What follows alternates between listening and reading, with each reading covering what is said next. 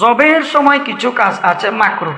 ঈদের দিন পশু জবেহের সময় কিছু কাজ আছে মাকরুহ, যেমন নাকি পশুকে তৃষ্ণার্ত অবস্থায় জবে করা মাকরুহ, ক্ষুধার্ত অবস্থায় জবে করা মাকরুহ, বেশি কষ্ট দিয়ে জবে করা মাকরুহ, বোতা ছুরি দিয়ে জবে করা মাকরুহ, টানায় টেনে হিসড়ে জবেহের স্থানে নিয়ে যাওয়াটা মাকরুহ, তারপরে এক পশুর সামনে আরেক পশু জবে করাটা মাকরুহ, তারপরে পশুর সামনে ছুরি ধারানো এগুলো সম্পূর্ণ মাকরুহ। এবং কি পশুকে ফেলার পরে নাম বলে, অনেক একটা বিশাল নামের লিস্ট বাহির করে, অমুকের ছেলে, অমুকের নাতি, অমুকের নামে, এগুলো সম্পূর্ণ লোক দেখানো কোরবানি। ওয়ালাকিন ইয়ানালুহু তাকওয়া মিনকুম, আল্লাহ তাআলা তাকওয়া চায়, নাম চায় না, লিস্ট দরকার নাই।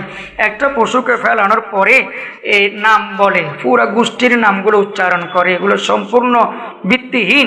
যত তাড়াতাড়ি পারা যায় জবে করে দিবার। জবেহের দোয়া হচ্ছে বিসমিল্লাহি আল্লাহু আকবার। যিনি জবে করবেন, ছুরি চালাবেন, তিনিও পড়বেন এই দোয়াটা, আর তার সাথে যারা যারা আছেন সহযোগী তারাও এই দোয়াটি পাঠ করবেন। শরিকদার জবে করে কিন্তু টাকা নিতে পারবে না। অর্থাৎ আপনার সাথে কোরবানি দিচ্ছে একজন, উনি জবে করে, উনি জবেহের হাদিয়া টাকা নিতে চাচ্ছে না।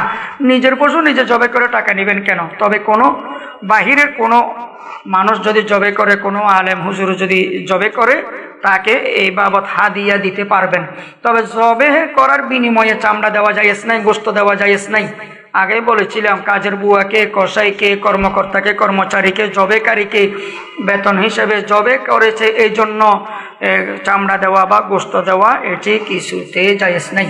আর কোরবানির গোশতকে 3 ভাগ করা, নিজের যে ভাগ ওই ভাগকে 3 ভাগ করা, নিজের ভাগটাকে পুরো পশুর গোশতকে না, নিজের অংশটাকে 3 ভাগ করা মুস্তাহাব।